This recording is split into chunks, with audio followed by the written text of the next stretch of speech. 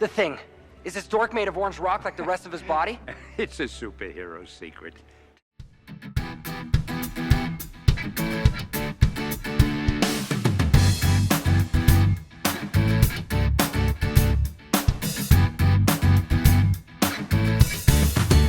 Everybody, this is Perch. I want to ask you a question, and I think, from being a retailer, I've heard lots of positives, lots of complaints from people over the years, and one common thread is that there are writers that are absolutely hated.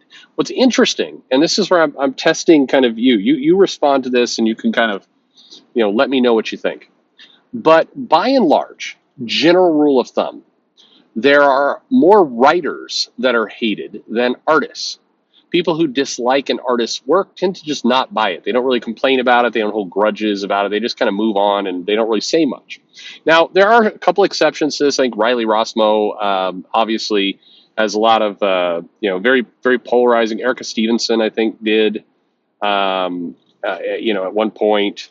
I think there's been others. Way back in the day, and I've said this before, Michael Mignola, that people would hard hate Mignola's work.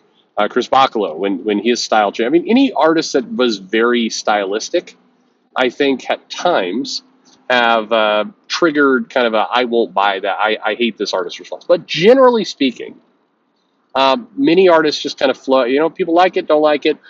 Certainly on the dislike, people just tend to ignore artists. They just tend to not talk about it. They just quietly don't buy it. By contrast, if they love the artist, then they won't shut up about it. Todd McFarlane, Jim Lee, John Byrne, back then, all these, these artists, you hear a lot of very enthusiastic, positive, but you generally don't hear a lot of negative about artists. And this is, by the way, I'm not counting like artists that make a mistake or do something silly. I'm talking about just an artist style in general. You just don't get this kind of deep-seated hatred.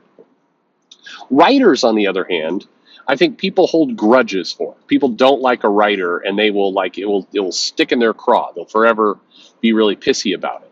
Again, by the way, I'm not making judgment on any of this. I'm just saying writers tend to generate a different, response and behavior than artists.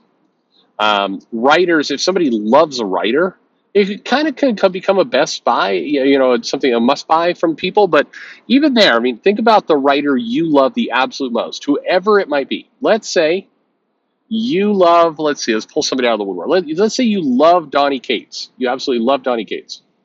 If Donny Cates is paired with an artist you don't like, or maybe an artist that, just doesn't really do much for you. And we've seen Donny Cates do plenty of independent work, where it's not Marvel, it's not DC, it's on his own brand. And I'm not even talking recent things like Vanish or Crossover, but just kind of more independent stuff from Donny Cates. We've seen the sales are much, much lower. Granted, it's an independent, but more importantly, the buzz is lower. Nobody's really talking about some of these titles. Still Donny Cates, still somebody that, people like. He's a bigger name writer. But the fact that he's not paired with a powerful artist makes a big deal. Take one of Donny Cates's, one of his more indie books. And what if, the Greg Capullo was doing the art on it? Or Ryan Stegman. I think you look at Vanish right now, which is Cates and Stegman. And that's a team that obviously have worked together before, and they seem to like each other, and they do things. And that team up is one that people are drawn to. But take Stegman out of the mix and put in just generic, artist you've never heard of, would it have the same buzz? And I think the answer is no. However, now we're going to play it the other way. Okay. Now let's say, Jim Lee is drawing a comic book. Let's say the writer is somebody that is you've never heard of the writer before, just some no-name person, but Jim Lee's doing the art. I think people enthusiastically support that book. Meaning the artist is bringing kind of more buzz, more big sales, more conversation than a writer would.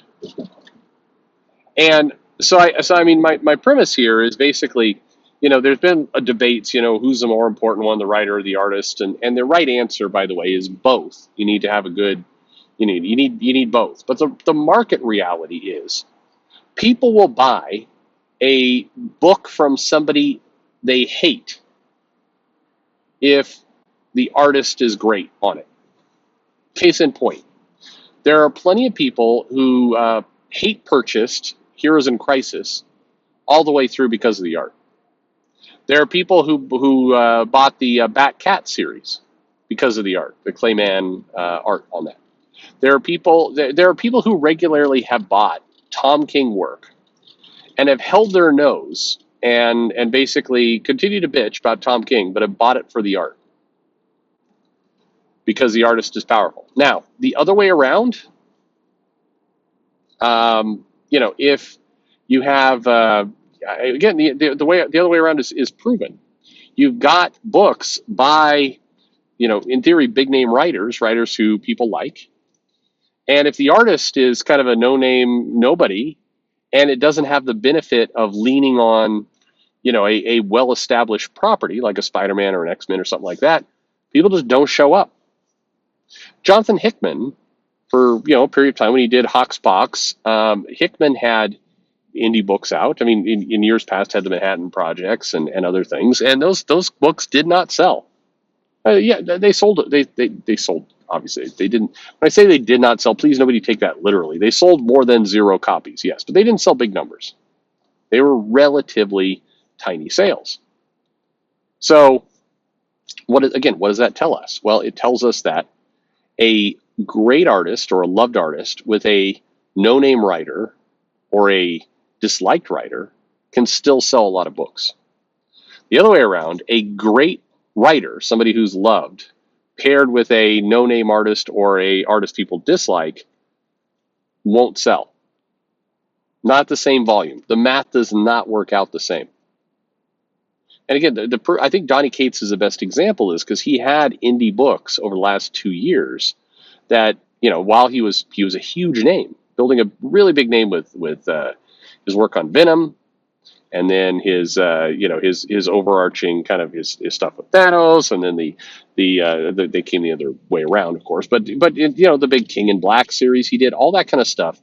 He was red hot at Marvel, and yet outside of Marvel, didn't have the benefit of a big artist, didn't sell well. Jonathan Hickman, red hot at Marvel, did indie books, didn't sell well.